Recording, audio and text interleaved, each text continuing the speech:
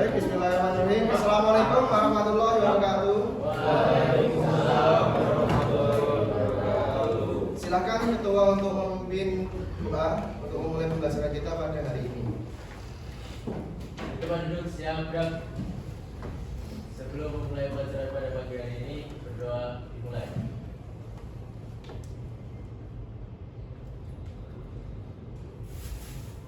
Berdoa selesai.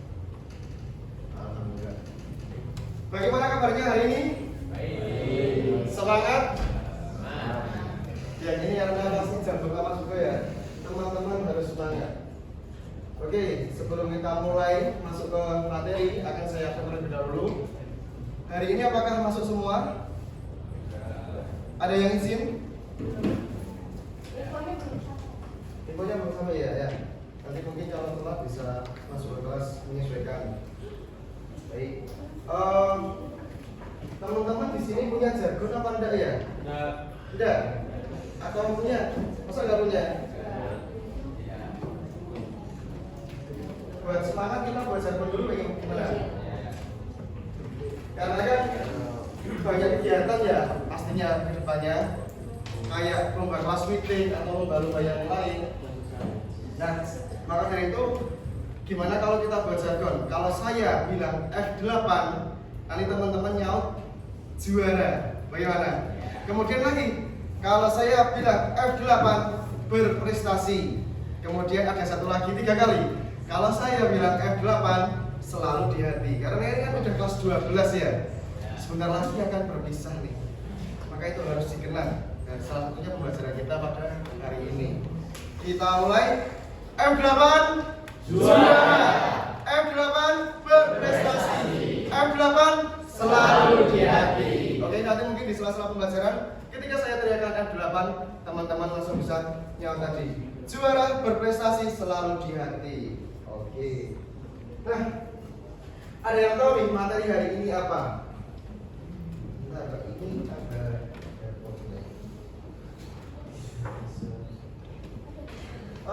materi sudah saya kirim ke ketua kelas, bisa dibuka terlebih dahulu apa yang akan kita bahas hari ini.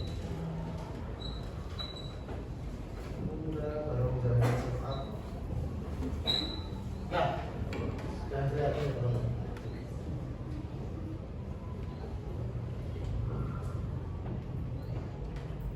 Tidak bisa.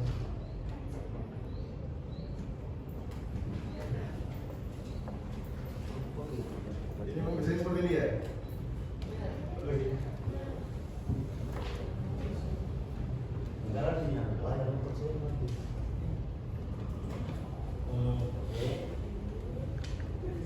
Di sini kita akan mempelajari tentang perubahan sosial. Pada pertemuan sebelumnya juga sudah kita bahas terkait apa itu perubahan sosial, kemudian bentuk-bentuk perubahan sosial, faktor pendorong dan faktor penghambat. Dan terakhir juga kemarin sudah dijelaskan perubahan sosial yang direncanakan dan tidak direncanakan. Oke, untuk selanjutnya ada nih tujuan pembelajaran hari ini. Nah, tujuan pembelajaran hari ini bisa minta tolong dibacakan. Tujuan pembelajaran hari ini. Tujuan pembelajaran hari ini. Pertama, siswa mampu menjelaskan konsep perubahan sosial setelah melakukan pengamatan dan identifikasi fenomena sosial di lingkungan sekitar. Nah, kita hari ini akan belajar bersama terkait apa itu perubahan sosial yang ada di sekitar kita. Dengan mungkin nanti akan saya sajikan beberapa foto contoh perubahan sosial yang ada di sekitar kita dulu. Jadi sebelum kita mengetahui perubahan sosial secara global, kita akan mempelajari perubahan sosial yang ada di lingkungan sekitar kita. Dan tujuan pembelajaran yang kedua adalah siswa mampu mengidentifikasi faktor penyebab perubahan sosial sehingga dapat menggunakan pemahaman tersebut dalam kehidupan bermasyarakat. Nah, diharapkan teman-teman setelah mengetahui apa itu perubahan sosial bisa mengimplementasikan dalam kehidupan sosial bermasyarakat. Jadi bisa digunakan dalam kegiatan sehari-hari. Nah, ini ada pertanyaan otomatis. Setelah ini akan ada pertanyaan, tapi sebelum itu akan saya saksikan dua gambar. Ada gambar 1 dan gambar 2. Tahu kan ini gambar apa? Stadion Manahan. Ada di dekat kita ya? Cuma di depan situ. Nah, ada yang tahu gambar 1 itu stadion tahun berapa? Vintage banget ya? Beda. Beda banget ya. Gambar 1 dan gambar 2. Ini di bagian depan. Tapi ini tahun 2015. Kemudian gambar 2 ini terbaru tahun 2023. Nah, ini jadi sebelum direnovasi dan sesudah direnovasi. Kalau teman-teman dulu sering nonton bola di Stadion Manahan, pasti ada perbedaan yang cukup signifikan. Ya mungkin kalau patungnya sama ya, tapi kalau bangunannya sangat berbeda dari sekarang. Kalau dulu itu dari mulai tribun, kemudian di depannya area jogging dan sebagainya itu beda. Nah, dari dua gambar tersebut ini mungkin ada yang bisa mendeskripsikan perubahan yang terjadi di situ dan dampaknya. Ada yang bisa menjelaskan? Ketua Adas tadi nih, namanya siapa? Raffi mungkin bisa menjelaskan nih. Kalau biar lebih jelas lagi, ada pertanyaannya. Nah ini, mari kita amati lingkungan sekitar kita. Apakah terdapat perubahan sosial yang terjadi dari contoh gambar ini? Ada. Perubahannya apa? Bukan bentuk bangunannya aja loh, tapi kondisi sekitar lingkungan. Mungkin yang Raffi bisa amati dari dulu waktu sebelum dibangun atau diperbarui atau direvitalisasi namanya. Dan kemudian setelah direvitalisasi, ada perubahannya atau tidak? Ada. Apa mungkin bisa jelas namanya siapa?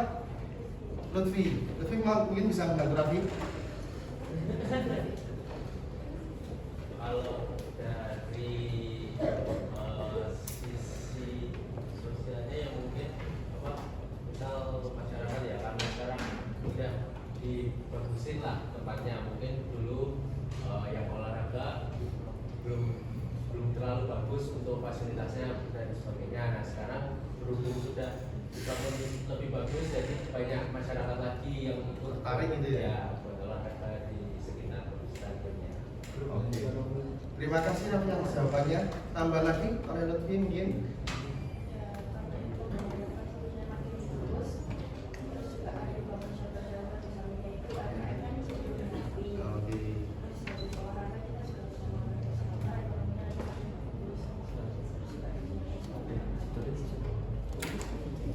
Jadi dari Raffi tadi dilihat dari sudut pandang sosial, kemudian dari Lutfi dari sudut pandang ekonomi.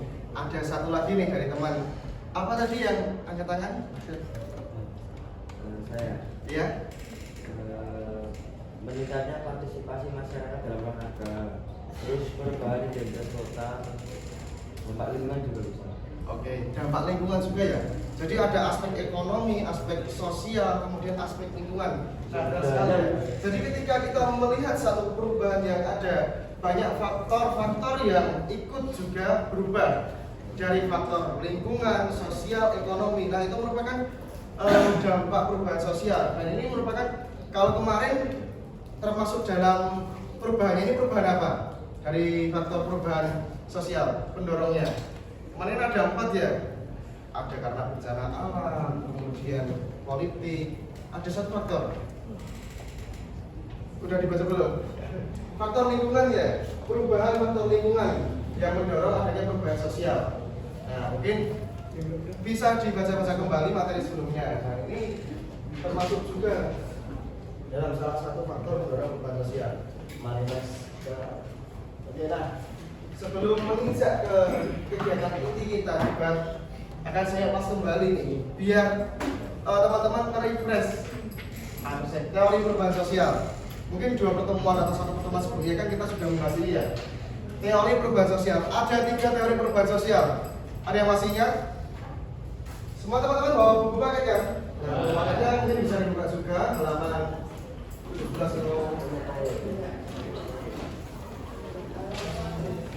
15 ya. Nah, ada 3 teori perubahan sosial yang mungkin bisa kita pelajari. Yang pertama, ada teori evolusionis. Ini yang mungkin yang sering banget kita dengar. Pasti pernah dengar teori Darwin kan?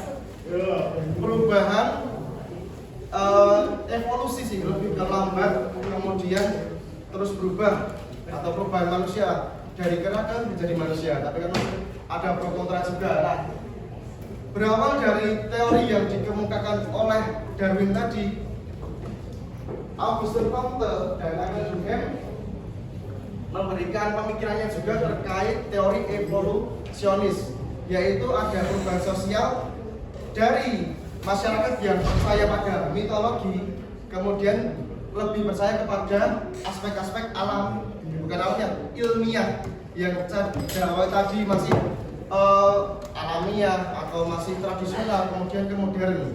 Jadi ada perubahannya ya dari sederhana ke kompleks, atau dari yang praaksara ke zaman aksara gitulah. Nah, itu evolusionis. Kemudian itu termasuk dalam ada terkaitnya dengan perubahan sosial ya. Teori kedua yaitu teori fungsionalis. Ada yang tahu teori fungsionalis apa? Perubahan juga, tapi kan tadi kan perubahannya kan tadi kan lebih kayak sistemnya ya, bukan sistem, lebih ke apa yang dilakukan dari sederhana ke kompleks atau dari tradisional ke modern. Nah, kalau fungsionalis ini apa? Ada yang tahu teman-teman? Perubahan sistem sosialnya. Jadi sistem yang ada di masyarakat itu mengalami perubahan. Dan juga nanti di akhir fasenya ada namanya generasi order ya. Coba bisa dibuka. Ada yang bisa membantu menjelaskan yang teori sistem? Siapa ya? Bisa dibaca mungkin. Namanya siapa? Arif mungkin bisa dibaca dan biar teman-teman bisa menjelaskan apa itu teori sistem atau teori fungsionalis halaman 16.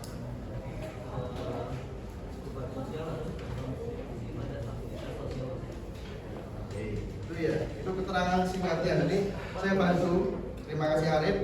Teori fungsionalis teori ini menekankan fokusnya pada upaya mempertahankan sistem sosial. Nah, jadi masyarakat memiliki sistem sosial yang berhubungan. Sistem tersebut bergerak mencapai tujuan, memenuhi kebutuhan hidup masyarakat. Nah, ini menurut Albert Parson. Kalau tadi menurut Auguste Comte dan Emil Durkheim, kalau teori fungsionalis itu menurut Albert Parson. Dan ada teori yang ketiga, teori konflik. Nah, ini juga salah satu tokoh sosiologi yang cukup terkenal, yaitu Karl Marx. Ada yang tahu Karl Marx dari mana? Yaitu salah satu tokoh ekonomi juga. Tokoh ekonomi, tokoh filsuf, tokoh sosiologi. Nah, beliau berasal dari Perancis. Ada yang tahu Karl Marx mengemukakan teori konflik pada fase apa? Pada saat adanya konflik atau perubahan sosial yang sangat besar pada waktu itu. Ada yang tahu? Masih ingat dulu? Ya, itu ada konflik antara kaum borjuis dan proletar. Nah, itu waktu ada gerakan revolusi Prancis atau revolusi industri, di mana pemilik modal itu mengeksploitasi para pekerja atau buruh. Nah, jadi adanya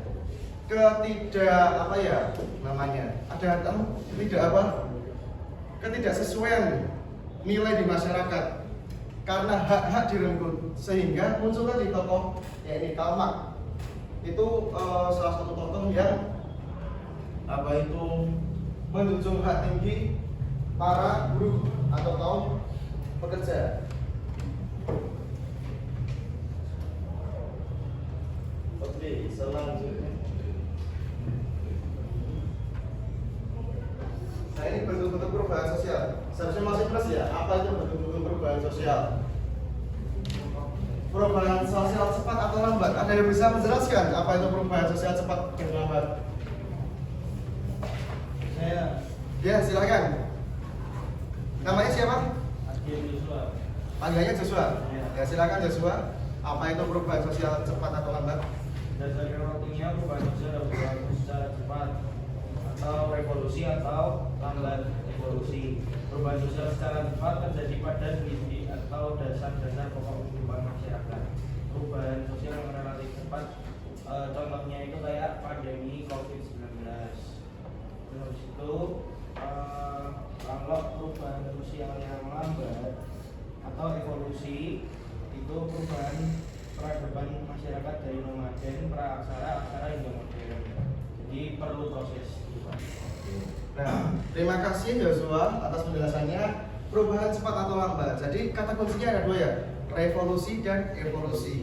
Ini tadi terkait dengan teori yang dikemukakan oleh siapa? Yang utama tadi? Albert Thomson ya. Nah, jadi ada keterkaitannya. Apa itu perubahan cepat atau lambatnya? Revolusi dan evolusinya itu yang baru saja terjadi, namanya revolusi. Kemarin pandemi itu cuma berjalan sekitaran 3 atau 4 tahun.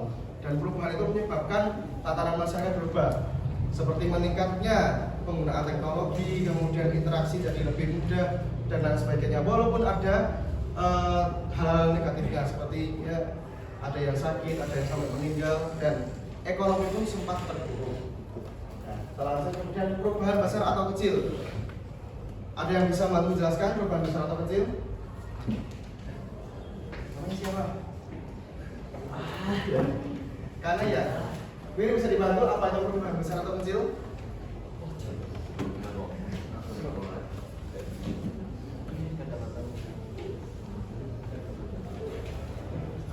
Ada 4 ya, perubahan besar atau kecil.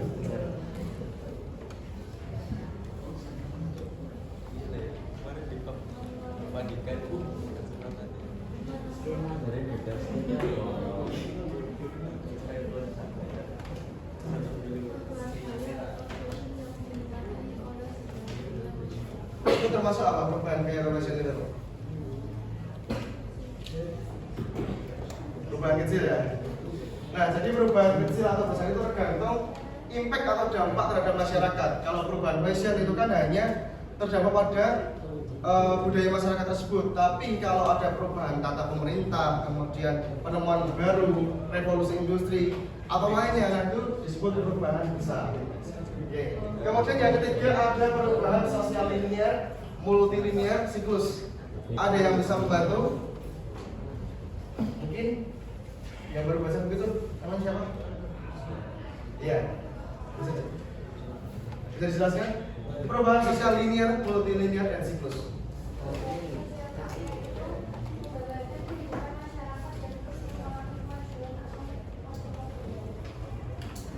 Iya. Kemudian yang selanjutnya yang multilinear.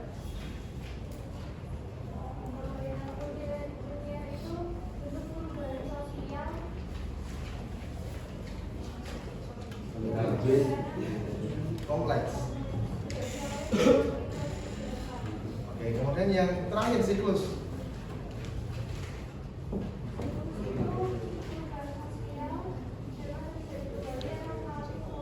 Pengulangannya. Nah, jadi memang terdapat perbedaan antara sosial linear, multilinear, dan siklus. Seperti yang sudah dijelaskan teman tadi. Oke, selanjutnya ada perubahan direncana atau tidak direncanakan. Nah, ini materi yang terakhir ini akan kita kaitkan dengan tema diskusi hari ini. Ada yang bisa membantu sebelum kita diskusi, kita refresh dulu materi perubahan yang direncanakan dan tidak direncanakan. Ada yang angkat tangan lagi. Silahkan. Apa itu perubahan direncanakan? Perubahan adalah perubahan sosial yang direncanakan atau dikehendaki merupakan perubahan yang diperkirakan atau direncanakan terlebih dahulu oleh pihak-pihak yang hendak melakukan perubahan sosial dalam masyarakat. Pembangunan merupakan salah satu upaya terencana untuk meningkatkan kesejahteraan masyarakat. Terus fokus utama pembangunan yaitu meningkatkan kesejahteraan masyarakat di bidang ekonomi dan peningkatan kualitas sumber daya manusia yang terpadu dengan bidang-bidang lainnya. Kemudian kalau perubahan tidak direncanakan, tidak.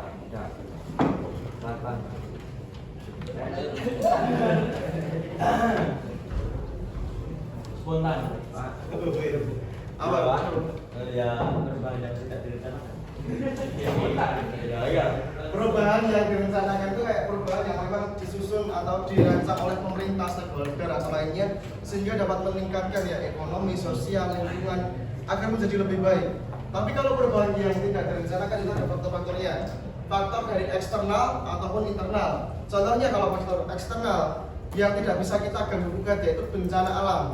Ada gunung Merapi meletus, otomatis area sekitar berubah, harus mengungsi, harus pindah lokasi. Kemudian yang kedua faktor internal, adanya perang, konflik. Nah, itu otomatis kan juga mengubah tatanan masyarakat yang ada di sekitar tersebut. Contohnya mungkin konflik yang dulu ada di Vietnam, kemudian konflik yang masih panas sampai sekarang, konflik di Gaza. Nah, itu kan membuat tatanan sosial atau sehingga terjadinya perubahan sosial di daerah tersebut. Nah, itu perubahan yang direncana atau tidak direncana. Nah, ini ada contoh kasus juga nih. Contoh kasus yang bisa kita amati bersama sebelum nanti kita kurang lebihnya akan diskusi seperti ini. Jadi ini mungkin bisa dibuka pada halaman 23, teman-teman. 24, teman-teman. 24. Nah, ini ada Pulau Bungin, pemukiman terpadat di dunia. Nah, coba kita amati bersama. Kominfo. Bisa dibacakan. Ini bentuknya ini namanya apa ini? Mind map, infografis atau PowerPoint? Apa nih? Infografis ya. Nah, jadi teman-teman udah tahu kan bedanya apa itu mind map, infografis dan PPT kan? Karena memang sajian materi yang diberikan berbeda. Ketika infografis itu yang memberikan data, foto, gambar, ulasan seperti yang ada di depan ini. Kalau mind map itu lebih kayak pokok-pokok pikiran saja. Kalau PPT PowerPoint tentunya penyajian yang lebih lengkap. Sekarang mungkin bisa dijelaskan bagaimana kondisi Pulau Bungin. Siapa nih? Silahkan dijelaskan kondisi Pulau Bungin. Pemukimannya karena apa nih? Karena memang pulaunya kecil ya. Pulau kecil yang ada terletak di daerah mana nih Pulau Bungin ini? Di daerah mana Pulau Bungin? NTB ya, Nusa Tenggara Barat ya. Memang unik, salah satu pulau yang ada di Indonesia. Karena Indonesia merupakan kepulauan ya. Pulau-kepulauan atau pulau maritim, banyak sekali pulau kecil-kecil. Tapi tidak semua seperti Pulau Bungin. Karena banyak pulau yang kosong juga. Tapi karena Pulau Bungin sendiri pulau kecil, tapi ada keunikannya yaitu pulau terpadat di dunia. Nah, termasuk dalam bentuk perubahan sosial apa nih? Tadi bentuknya cepat lambat, siklus multilinear atau linear, kemudian atau direncana atau tidak direncana. Ada yang bisa menjelaskan nih? Termasuk apa? Termasuk apa? Termasuk perubahan apa nih? Ada yang bisa membantu jawab? Lebih angkat tangannya. Cepat. Perubahan apa nih? Cepat. Kenapa perubahan cepat? Revolusi. Apa alasan kamu menyebutnya revolusi? Revolusinya apa? Dalam bentuk apa gitu? Itu yang kan seperti otomatis kalau anak-anaknya banyak jadi tambah padat.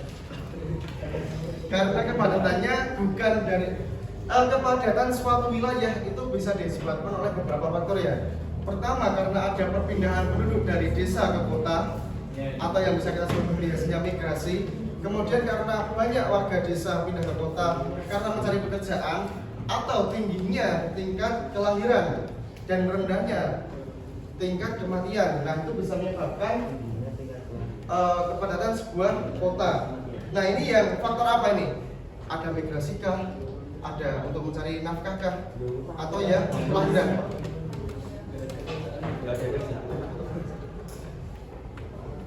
Pertumbuhan.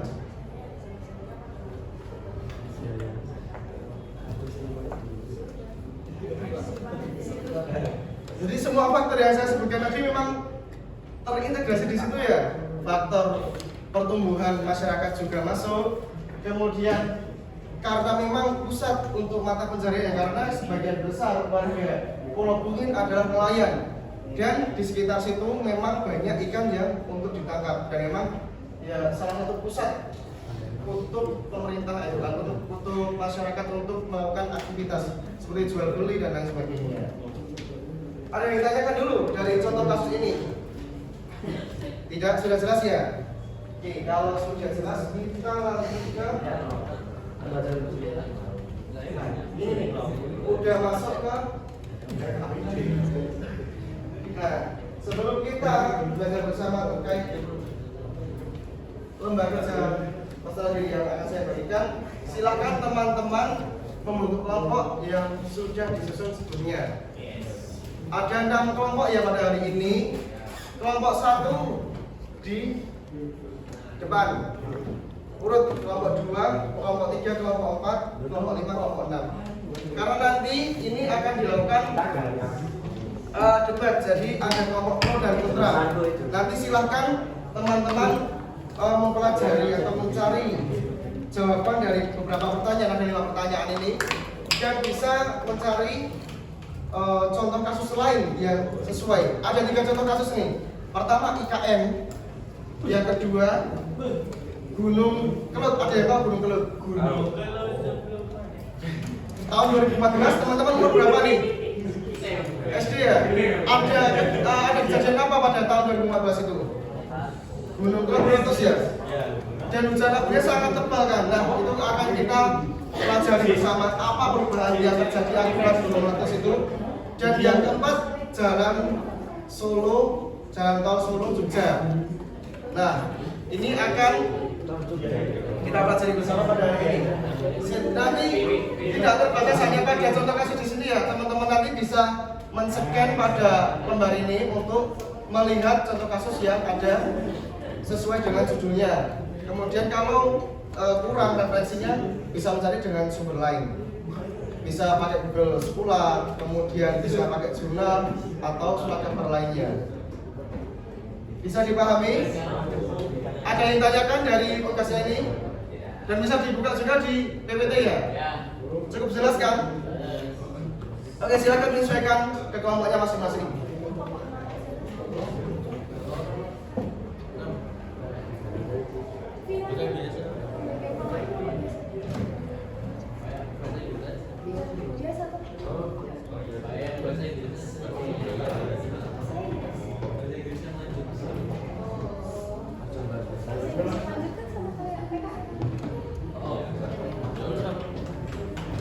Dan untuk nanti luarannya itu seperti yang sudah saya jelaskan tadi, boleh mind map, infografis ataupun PPT bebas. Saya beri kebebasan untuk memilih hasil dari diskusi. Tapi untuk diskusi hari ini karena mungkin nanti tidak nyampai waktunya, jadi teman-teman bisa menuliskan hasil diskusi yang untuk debat pada lembar kosong ini nanti. Contohnya 5 jawaban ini jadi bisa dituliskan dulu dan ini akan kita gunakan diskusi hari ini. Nah mungkin kalau belum selesai bisa dikumpulkan pada jam berikutnya nanti ya, untuk membuat mind mapnya. Silakan yuk, misalkan kelompoknya masing-masing. Sudah. Kelompok 1 mana nih kelompok 1? Kelompok 1. Kelompok 2. Yuk masuk ke kelompok 2, gabung dari kelompok 1. Mejanya disatukan jawab apa? Kelompok 2. Kelompok 3 mana nih kelompok 3? Kelompok 3.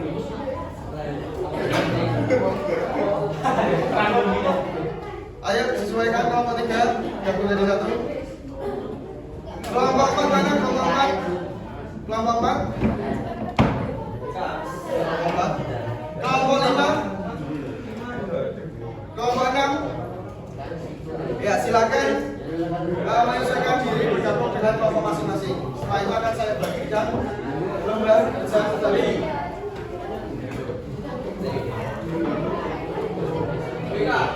Iya, di mana tuh? Kita mulai.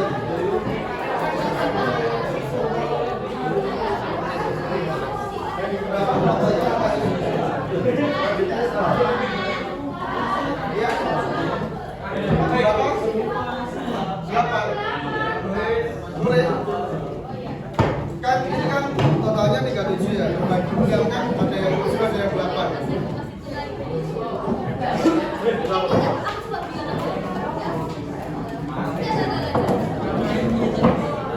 Nanti silakan dituliskan identitasnya, jangan lupa nama absen sama kelas dan kelompok berapa ya. Ada kelompok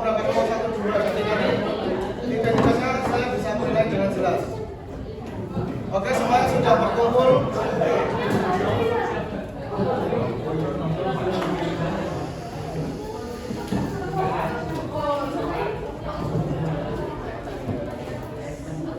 Kalau berapa? Ayo, silakan ada apa ya? Baik, silakan perwakilan kelompok masuk ke depan untuk saya berikan kelompok 1. Iya, betul. Di kelompok 1. Kelompok 2.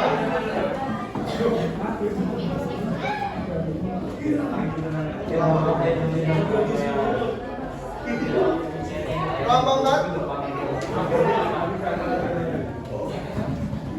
Kelompok 4 mana?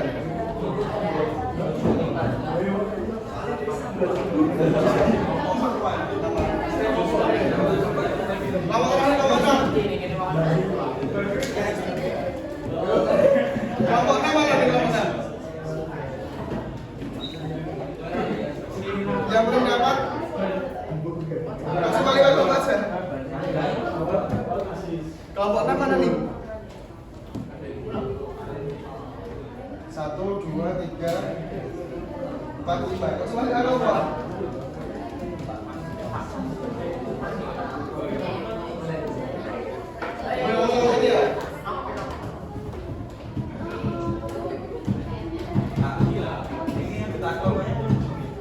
Ya jelas itu.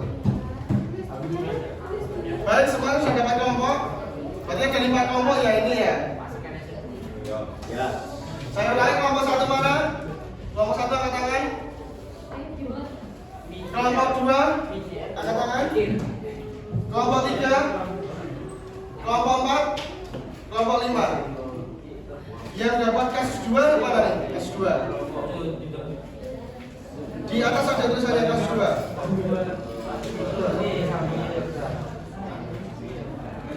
Baik, silakan teman-teman diskusi untuk membahas pertanyaan yang ada di bawah ya. Untuk petunjuk pekerjaan bisa ditempati pada tabel yang di atas. Akan saya pantau perkembangannya dengan berkeliling ke tiap kelompok.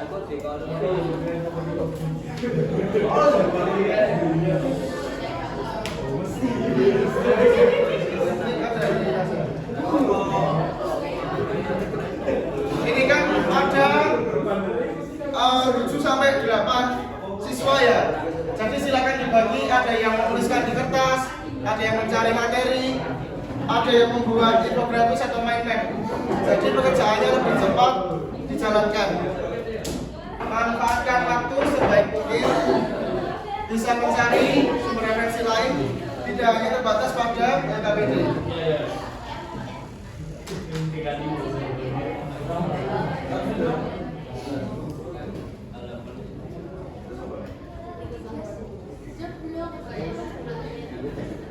Jika ada pertanyaan yang kurang jelas, bisa angkat tangan dan silakan tanyakan ke saya.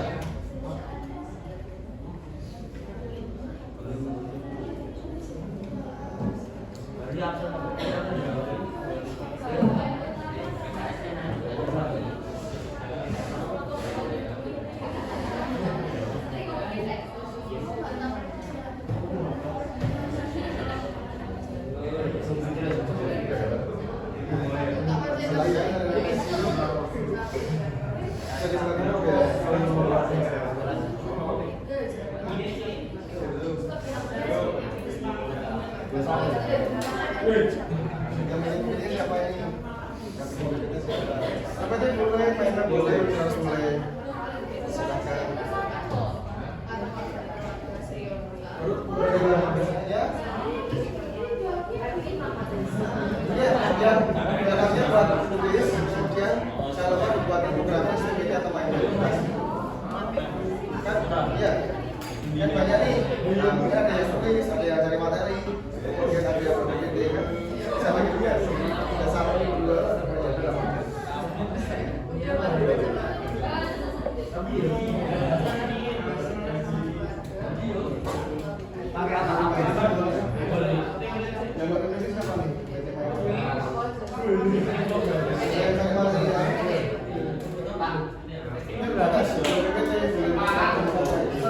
Namanya ya,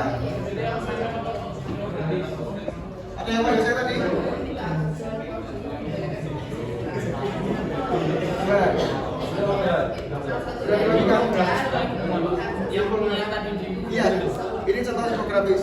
Mind map itu lebih ringkas lah. Tapi malah banyak biasanya kalau mind map. Karena pikiran, ini pikiran, map gitu kan. Jadi ya bisa infografis atau PPT. Oke, PPT. Tapi dalam PPT juga ditampilkan apa itu alasan yang sesuai dengan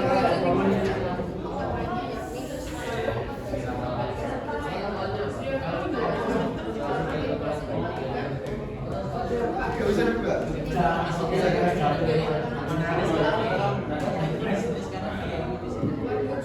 Kalau di sini daerahnya sekarang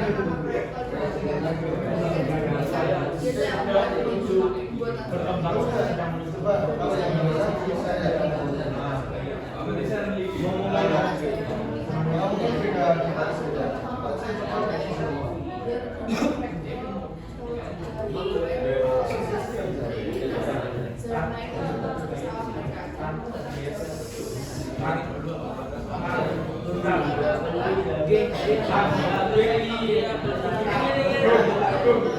Gimana?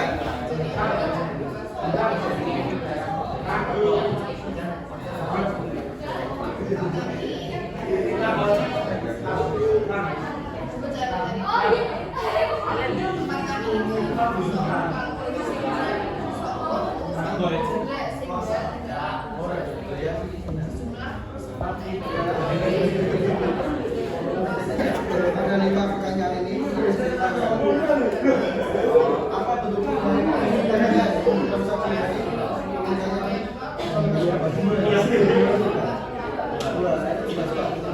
Ini kan tentang kalau saya misalnya ditanya apa itu baru sebenarnya apa saja. Maka saya kamu masalah bahasa Jepang. Ya dapat agak dari keselamatan itu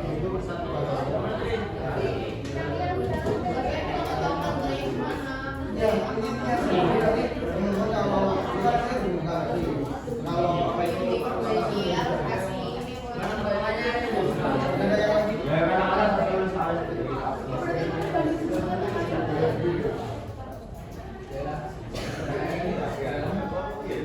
bisa cari materi sebanyak mungkin ya dari berbagai sumber referensi karena sekarang kan zaman era digital jadi tidak terbatas materi yang bisa dicari bisa dari buku paket, media massa,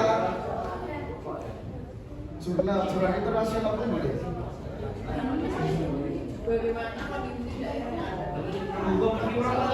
Dan juga jangan lupa nanti ditentukan siapa yang melakukan presentasi.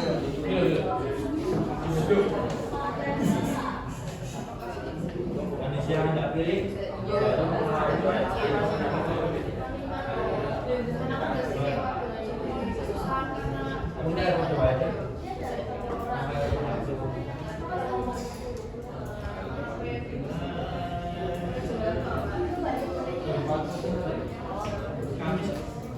Diskusinya sampai jam 8 lebih 5 ya.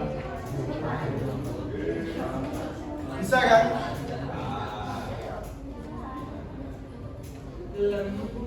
Masih banyak waktunya, nggak perlu masih jam 7 baru.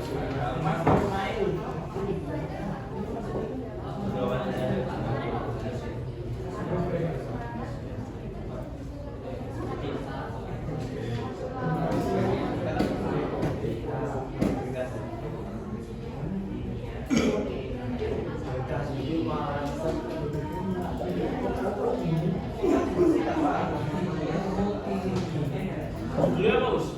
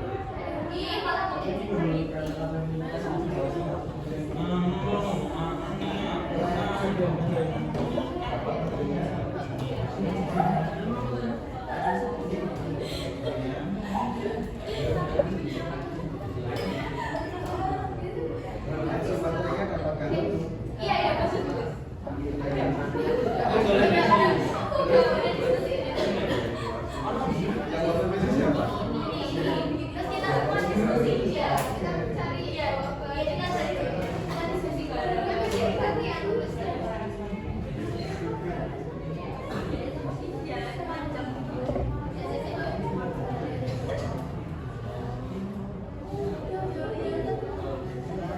Dapat materinya. Mau jadi berapa? PPT apa? PPT. Pakai tangan kan?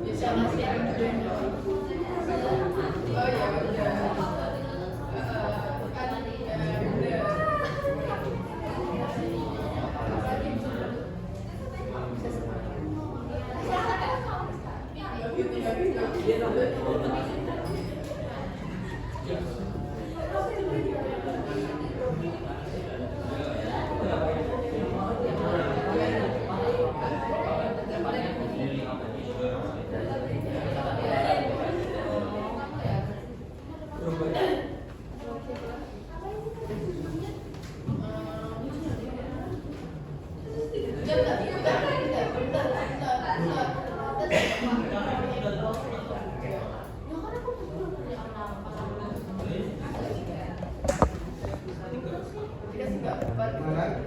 Sudah dapat materinya? Buat apa nih? Buat infografis atau buat apa?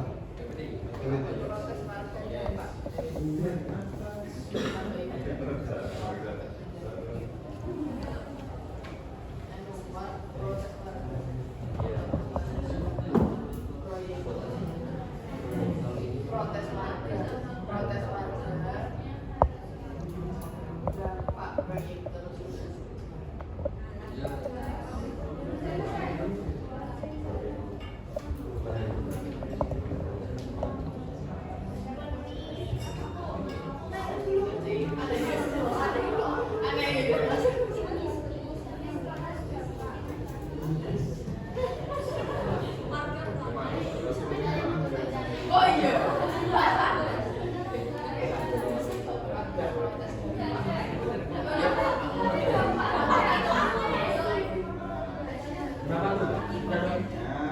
Oh iya.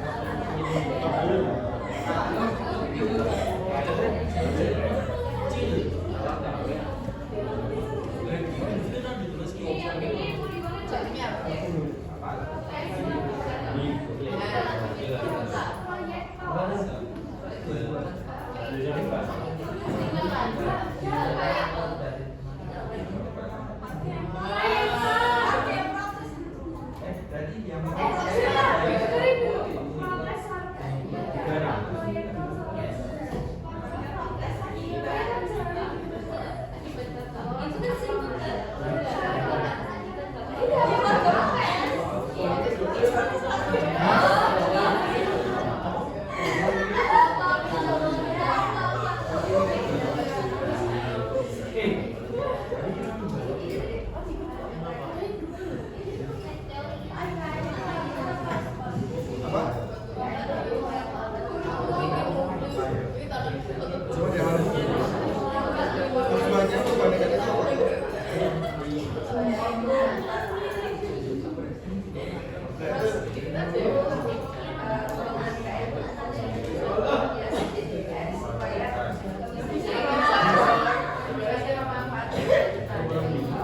Kan kalau kita lihat salah satu dari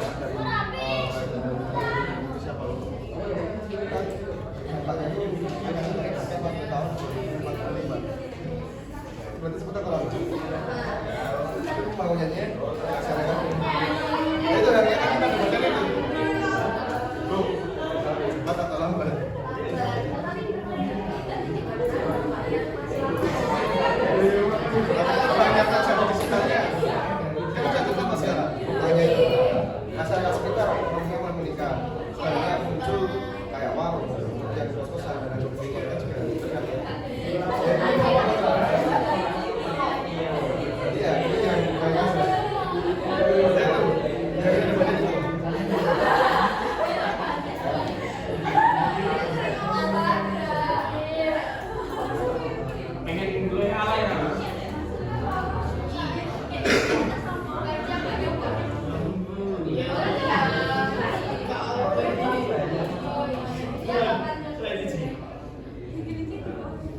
Baik, tinggal 10 menit lagi ya teman-teman. 10 menit lagi. Iya, diskusinya 10 menit lagi. Karena setelah itu kita akan lakukan presentasi. 10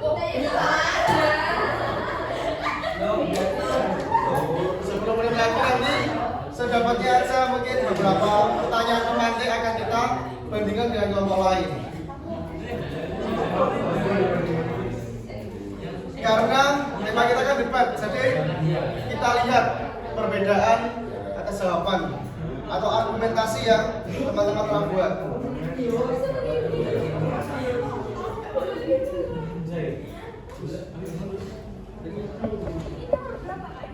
Belum selesai.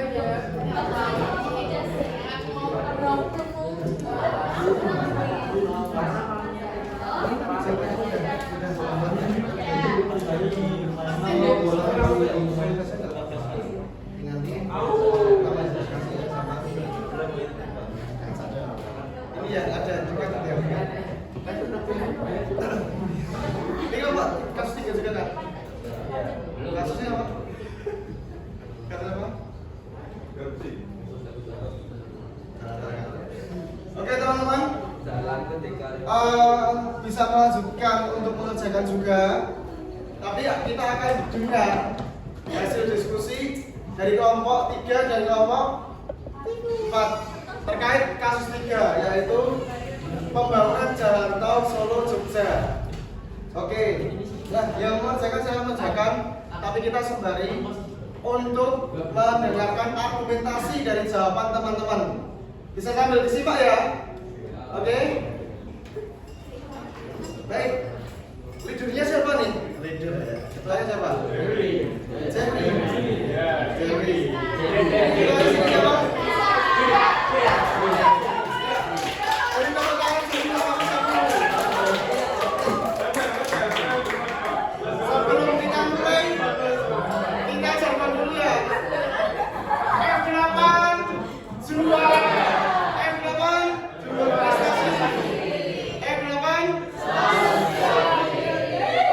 oke, ya kita mulai. Silakan Jeffrey untuk menjelaskannya. Jeffrey, kamu kalau kontra ya? Pro dulu dong. Pro dulu silakan kalau satu pertanyaannya. Bagaimana? Ya di situ aja. Di tempat aja ya. Selamat berdiri.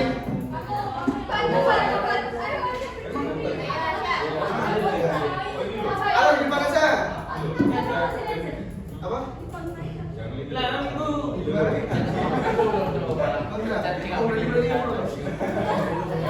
Oh iya belum. Ya silakan. Berdiri. Berdiri di kelompoknya.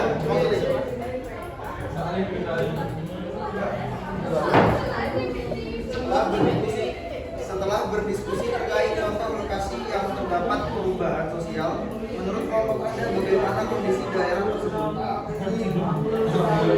Ya, yang lain kondisi. Kita simak argumentasinya apakah sama, bagaimana kondisi kelompok 3 terlebih dahulu? Kondisi di daerah tersebut yaitu 3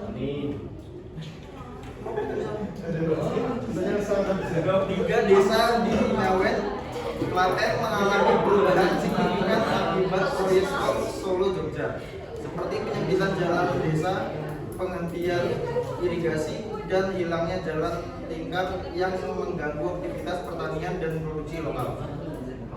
Dari hal tersebut apa ya dapat Jeffrey ya?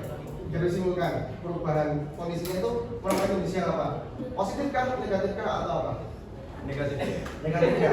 Oke, kita sebagai jawabannya. Silakan. Nomor 4 namanya siapa? Asia. Silakan Asia. Bagaimana kondisi daerah yang ada di sini? Daerah yang beras adalah bisa jadi desa kecamatan Ngawen dan terdampak oleh proyek kondisi daerah ini mengalami perubahan dapat disebut pemutusan saluran irigasi dan perubahan proyek desa. Dampak ini menghambat aktivitas dan mempengaruhi kualitas Kondisi jadi banyak pendapatnya sama ya, negatif juga ya. Nah dari kedua pendapat tadi apakah benar itu yang terjadi di sana? Dan apakah memang dua tersebut tidak ada solusinya? Apa emang terdampak karena jalan tol? Benar ya? Benar apa tidak nih? Oke. Nah, kemudian lanjut ke pertanyaan kedua. Silakan. Ini disepakati atau belum? Jawaban pertama, karena jawabannya sama. Dua kelompok sepakat? Oke, kalau sudah sepakat kita lanjut ke jawaban kedua.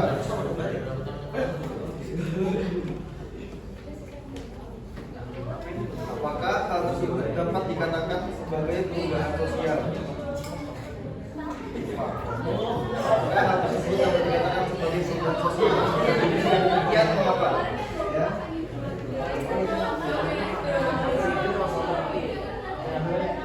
Ya, hal tersebut dapat dikatakan sebagai perubahan sosial. Perubahan sosial adalah perubahan dalam dan fungsi masyarakat yang mempengaruhi pola interaksi sosial, nilai, dan norma. Dalam kasus ini, perubahan pada infrastruktur desa, jalan, irigasi mengakibatkan perubahan signifikan dalam cara masyarakat berinteraksi, berproduksi, dan beraktivitas sehari-hari. dampak tersebut mempengaruhi kehidupan sosial, ekonomi, dan budaya masyarakat di daerah tersebut. Itu cukup di desa tersebut. Baik, silakan kalau berikutnya. Maka dapat diartikan sebagai perubahan sosial jika demikian mengapa? Iya, kasus ini tuh bisa dikatakan sebagai perubahan sosial. Soalnya kan itu mengubah kehidupan sosial sampai ekonomi masyarakat setempat. Contohnya tadi memperkaya sejarah, investasi, sama produksi lokal. Jadi kan ada perubahan dalam hidup warga dan juga komunitasnya. Kayak peningkatan jumlah sawah dan peningkatan produk sawah yang pasti juga pengaruh ke ekonomi. Jadi ini lebih mengarah ke perubahan apa? Lingkungan atau ekonomi? Kamu tidak dulu, perubahan apa? Dua-duanya, salah satu dong. Perubahan apa? Ekonomi. Kalau kelompok ekonomi. Sama. Kenapa kan tidak perubahan lingkungan? Karena kan perubahan tadi disebutkan karena ada pembangunan jalan tol. Setuju nggak? Dua-duanya. Tapi lebih mengarah ke mana? Dampaknya lebih ke ekonomi atau lingkungan? Pertama lingkungan.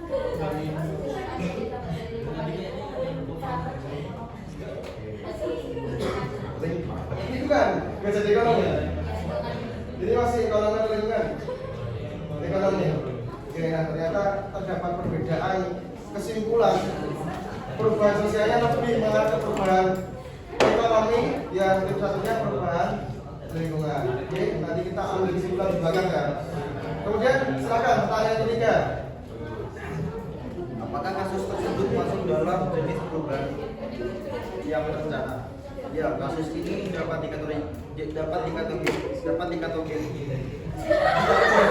dikategorikan sebagai perubahan berencana karena proyek pembangunan tol merupakan bagian dari rencana pembangunan infrastruktur oleh pemerintah. Namun meskipun terencana, implementasinya tidak mempertimbangkan sepenuhnya dampak negatif terhadap masyarakat lokal yang mengakibatkan protes warga. Jadi perubahan kasusnya terencana ya. Silakan kelompok putra omongan.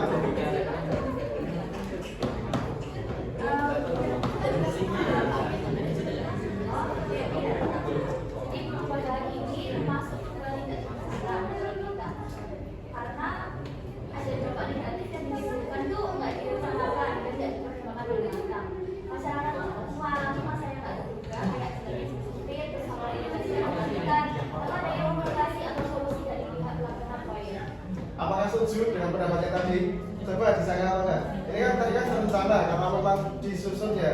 Itu tidak terencana karena ada dampak negatifnya. Nah ini gimana untuk kelompok 3? Coba. Tidak bisa dong, ini kan pro. Harus disangka dulu. Masa kok perubahan tidak direncanakan? Ya bisa.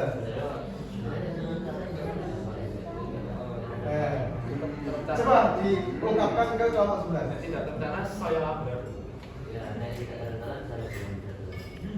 Jadi itu termasuk perubahan direncanakan, karena kalau tidak direncanakan maka tidak akan jadi jalan tol juga. Dampak negatifnya akan lebih besar. Itu pendapat kelompok 3. Coba gimana pendapatnya? Apakah masih pendapatnya tidak direncanakan? Ayo sebutkan argumentasinya.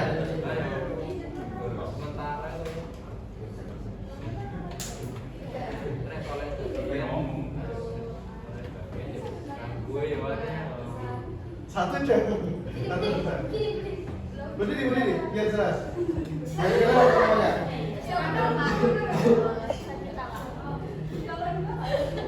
Salah satu aja. Oh ya, silakan. Kalau buat pembangunan jalan tolnya itu kan masuk perubahan yang direncanakan. Tapi kalau untuk dampaknya itu juga termasuk perubahan yang tidak direncanakan. Dampaknya negatif yang signifikan. Karena masyarakatnya itu mengalami masalah yang tidak terduga seperti jalan yang sempit dan saluran irigasi yang dimatikan. Tanpa adanya komunikasi atau solusi dari pihak pelaksanaan. Jadi kalau perubahan jalan tol yang direncanakan, tapi dampaknya ya misalnya dampaknya tidak direncanakan. Apakah setuju? Kita lihat dari kacamata dampaknya. lebih ke dampaknya. Kalau tadi kelompok 3 lebih menyoroti faktor penyebab dampaknya ya. Apakah ditemukan jalan tengah dan disepakati bahwa terdapat perubahan direncanakan tidak direncanakan? Sepakat? Setuju dengan kelompok 4? Kita langsung ke pertanyaan kedua. Silakan. Apakah termasuk perubahan yang lambat? Perubahan ini tidak termasuk perubahan lambat. Pembangunan infrastruktur seperti tol seringkali menyebabkan perubahan cepat dalam masyarakat, terutama karena dampak langsung terhadap akses jalan, pertanian, dan ekonomi lokal.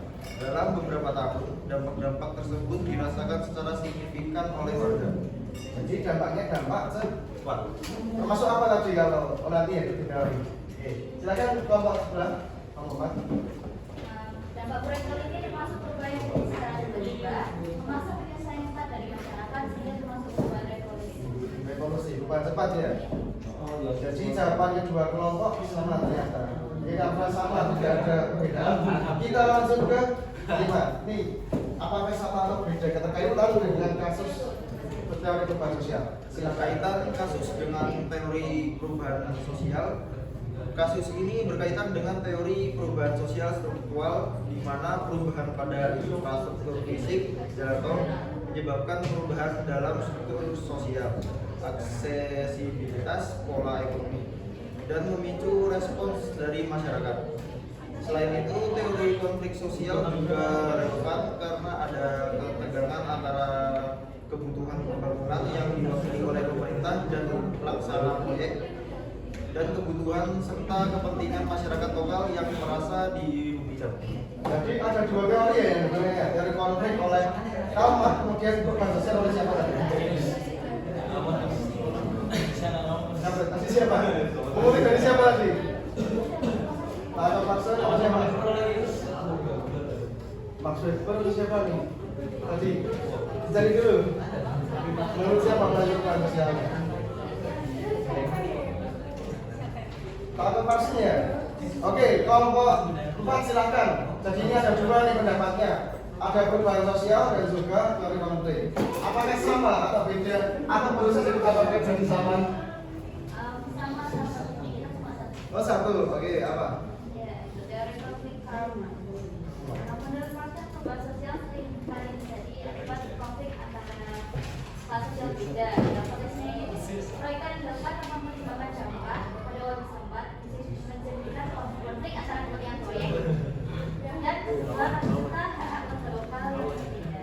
Kemudian sebagai keputusan mereka untuk memperbaiki dampak proyek ini mencerminkan kebijakan yang timbul dari ketidakadilan dan ketimpangan dirasakan masyarakat. Jadi lebih literasinya pada aspek sosial masyarakat dan ekonominya ya, sehingga terjadi konflik antara dua jenis masyarakat, yaitu masyarakat pemerintah dan masyarakat yang biasa. Atau kalau dalam teori konflik itu borjuis dan proletar. Oke, ternyata sama. Setuju? Apakah perlu di sini ditambahi teori sistem yang tadi yang disebutkan oleh Pak Profesor? Atau cuma satu teori saja sudah cukup? Atau harusnya ada nih teori perubahan sosial karena struktural juga gitu. Gimana pendapatnya?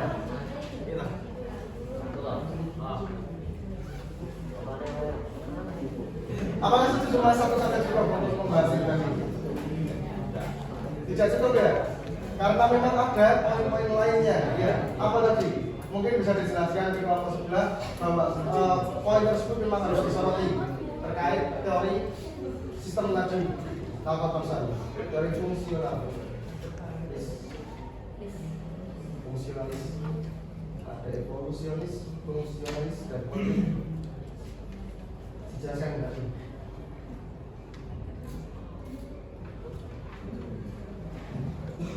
Yang kamu sebutin tadi loh. Iya, kapan terakhir? Yang kamu baca tadi. Kenapa alasan kamu jalan tadi?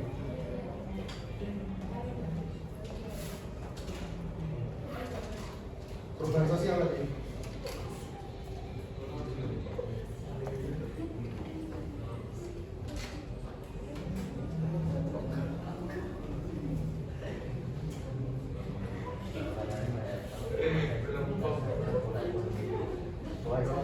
sistemnya atau cuma nggak ada itu? Menurut kelompok kamu tadi itu ada dari kantor vaksinasi. Nah itu apa?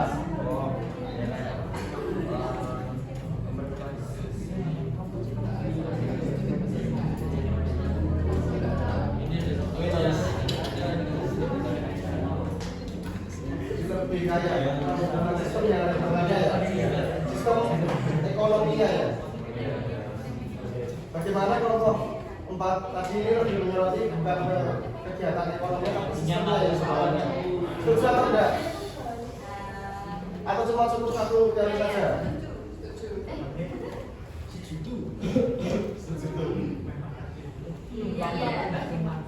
Ya gimana? Apa alasannya? Tapi kalau yang sistem sosial kan takut bahasa itu lebih kayak masyarakat tuh kayak nggak sadar kalau kita tuh cuma satu yang kan ada sosial akil itu.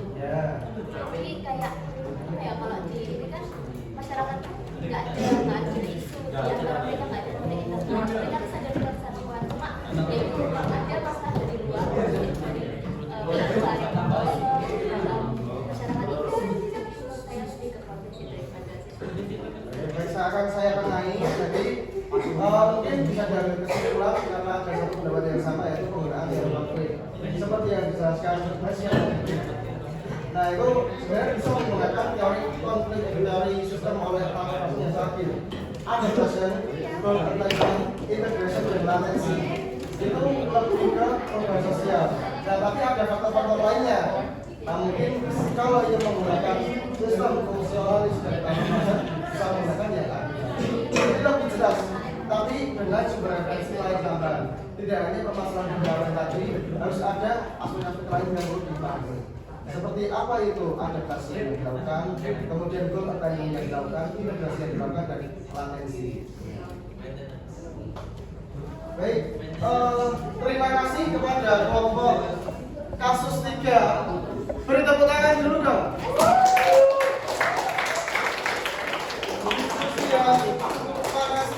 Ada beberapa persamaan jawaban dan perbedaan, yaitu hal yang lumrah ya dalam debat, dan jawaban argumentasi yang sangat ilmiah ya, sangat teoritis dikemukakan oleh kelompok 3 dan kelompok 4.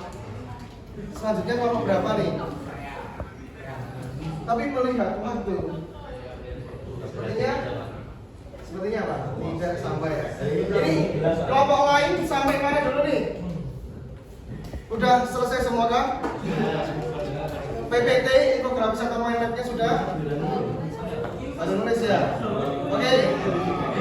Karena kita melihat waktunya juga sudah lagi akan berganti jam, maka untuk kelompok berikutnya presentasinya akan dilanjutkan pada pertemuan berikutnya. Tapi karena tadi ada satu kelompok yang sendiri aja, bisa dipresentasikan dulu.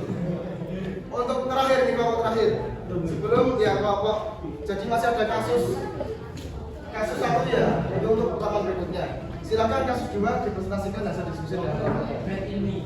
Leadernya siapa nih kita ngomongnya? Oke ya, ini debatnya sama aku ya, karena ada materinya. Oke. Sekarang silakan presentasikan hasil diskusi kelompok berapa nih? Kelompok 2 terkait kasus. Mohon teman-teman yang lainnya diperhatikan yang pojokan. Ya Pak. Silakan.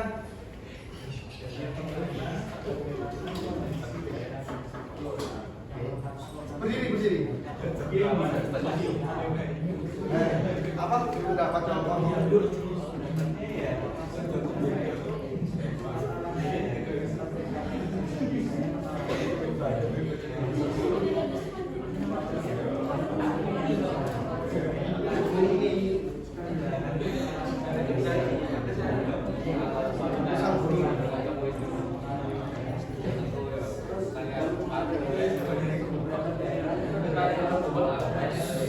Teman-teman, mohon diperhatikan dulu ya.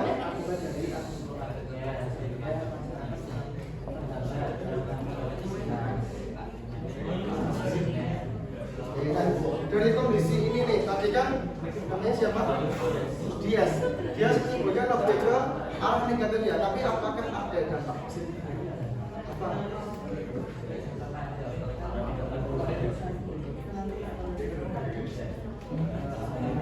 Abu vulkanis bisa menyuburkan tanah.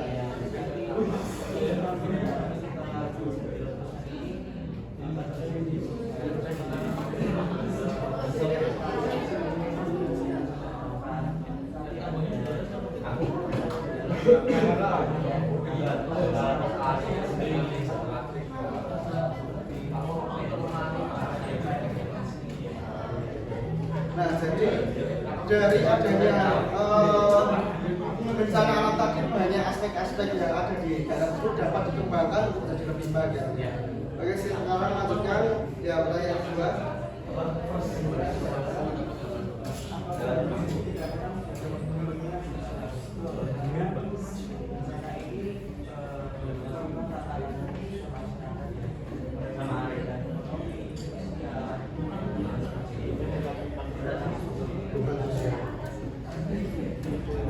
Kemudian jelaskan mengapa kasus tersebut sebagai apa?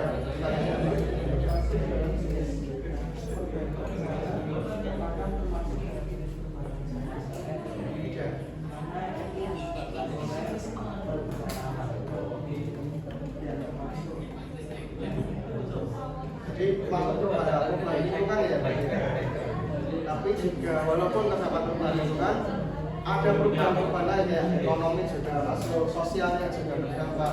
Jadi dari satu perubahan yang besar, perubahan kecil aspek lain juga terdampak. Selanjutnya,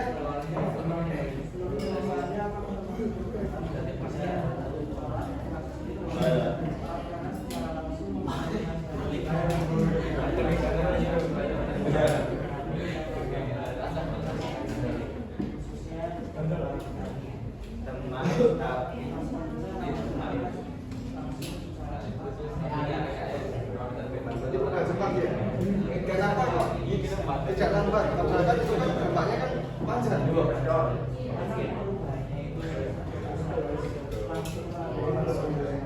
Pada waktu itu juga ada langsung bersambung juga gitu ya, nggak urusan kecil besar itu langsung oke. Kemudian keterkaitan kasus dengan teori perubahan sosial dan perubahan revolusi oleh siapa?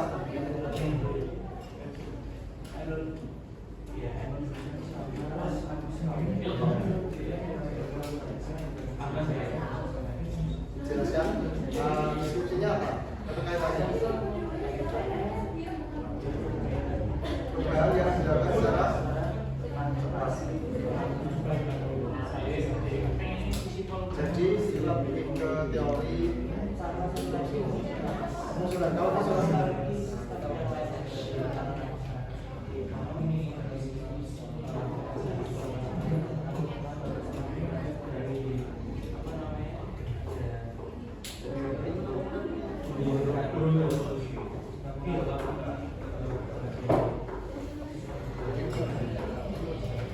jadi ada dua teori yang digunakan dalam mengkaji fenomena sosial yang terjadi ya, teori evolusionis dan juga teori fungsionalis. Dua teori tersebut mengaji beberapa aspek seperti aspek ekonomi, sosial dan lingkungan serta sistem yang ada di daerah tersebut. Saya rasa untuk keterkaitan kasus dengan teori sudah tepat karena memang ketika suatu terjadi perubahan bencana alam yang terjadi secara cepat, perubahan sosial cepat seperti yang sudah dijawab tadi, salah satu contoh perubahan cepat ya bencana alam. Nah, maka dari itu tidak hanya mungkin ekonominya saja sosialnya saja berubah, tapi aspek-aspek lainnya juga berubah. Maka sistem yang sebenarnya mungkin kata pemerintah yang ada di dalam itu berubah. Maka juga bisa tidak hanya ekonomis tapi juga teori fungsionalis. Terima kasih, beri tepuk tangan yang punya pada kelompok. Oke, dari dua kasus tersebut ada yang ditanyakan mungkin? Apakah ada pertanyaan? Apakah semuanya sudah jelas? Dua kelompok tadi? Atau dari kelompok 3 dan 4 ada pertanyaan?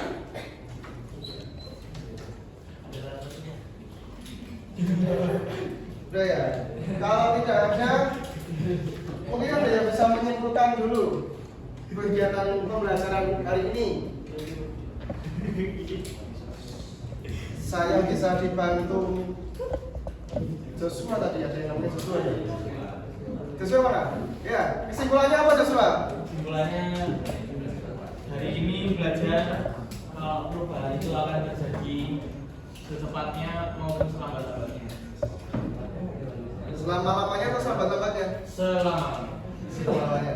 Ya, jadi intinya perubahan sosial itu terjadi di sekitar kita ya teman-teman. Dan banyak faktor yang mempengaruhi, bisa terjadi cepat atau lambat. Kemudian perubahan itu juga tidak direncanakan ataupun direncanakan. Jadi banyak bentuknya, banyak faktor pendorong dan penyebabnya. Oke, terima kasih sudah melakukan diskusi pada hari ini. Silakan teman-teman bisa kembali ke bangkunya masing-masing. Nah, sebelum apa itu saya tutup pembelajaran pada hari ini, silakan teman-teman mengisi refleksi pembelajaran pada hari ini. Di PPT sudah ada ya? Tadi PPT-nya sudah dikirimkan? Sudah. Saya gunakan di sudah.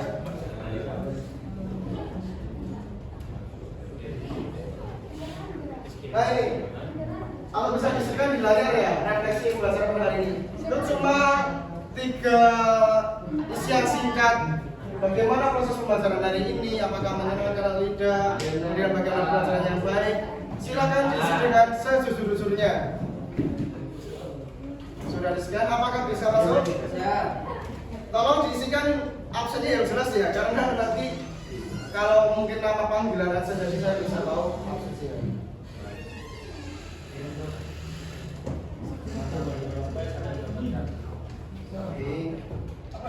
Bisa diakses linknya.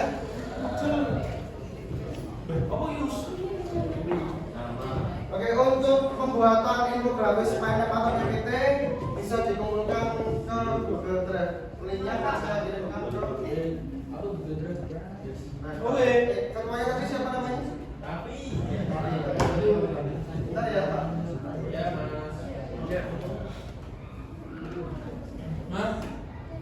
Ya, saya Ini baru program saja. apa ya?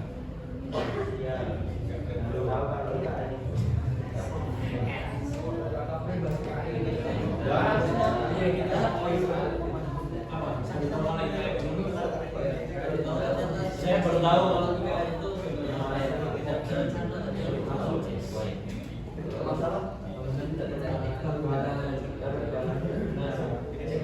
Nah ini, kalau yang mau nyekan di depan bisa silakan. apa ya?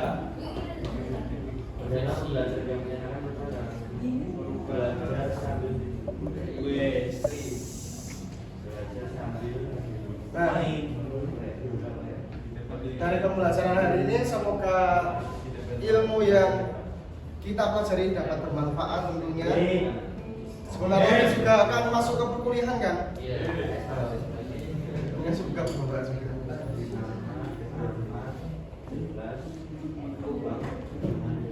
Ada yang kesulitan mengakses link refleksi? Lutfi udah mengisi? Oke. Sudah semuanya?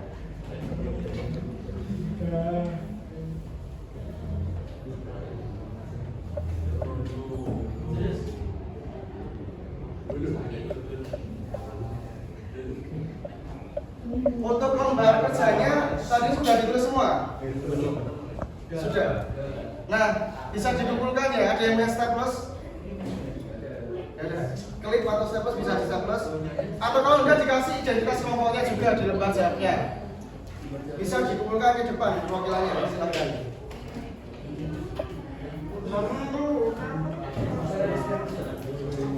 Mungkin bisa ditutup dulu kalau PPT-nya belum selesai.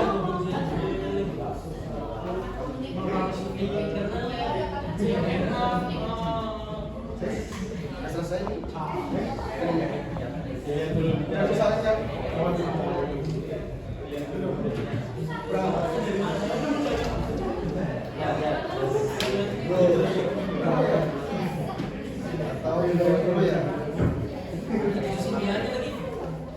Nanti yang belum selesai bisa diselesaikan dulu udah disusulkan ke saya. Minggu depan sepertinya saya masih masuk sana.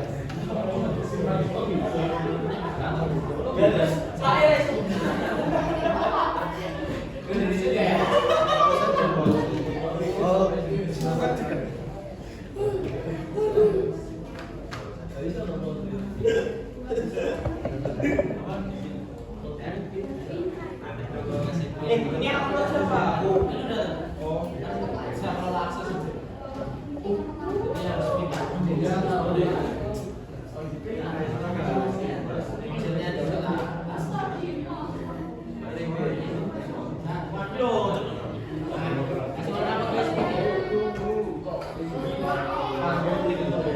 Sudah bersih semuanya? Bentar ya, masih menunggu taruhnya sambil dicicil nggak kalau itu masih belum belum ada jawabannya tuh.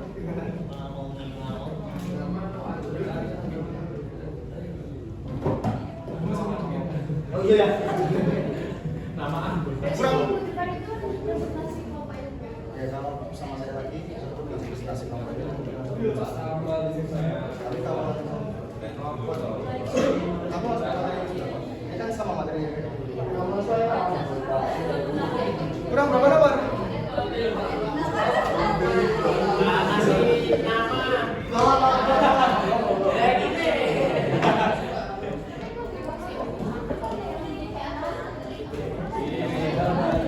Nanti dijelaskan kepada saya. Jadi kan kamu belajar sama, jadi saya ketikkan aja sama Mas. Oh, siap.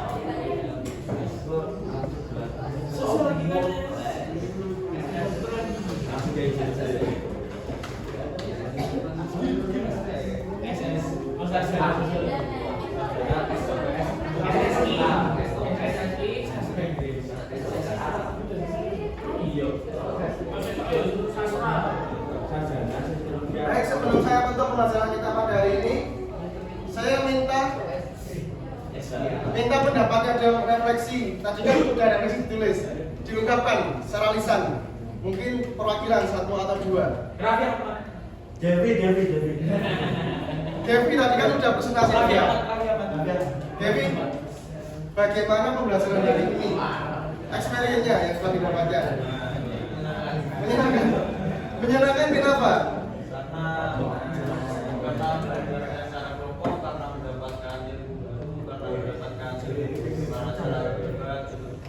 Amin.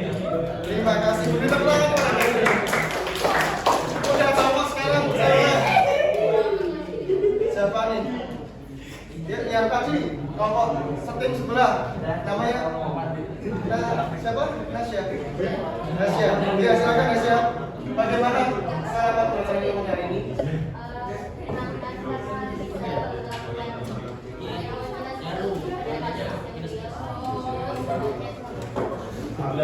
Ya, terima kasih juga. Baik, sebelum saya tutup, kita sebut sekali lagi ya rupanya. Biar semangat, saya mengatakan. F8 juara. F8 berprestasi. F8 selalu di hati. Baik, semoga pembelajaran hari ini dapat bermanfaat dan bisa digunakan dalam kehidupan bermasyarakat. Seperti tujuan pembelajaran kita yang sudah saya sampaikan di depan tadi. Jika ada salah kata saya mohon maaf. Wassalamualaikum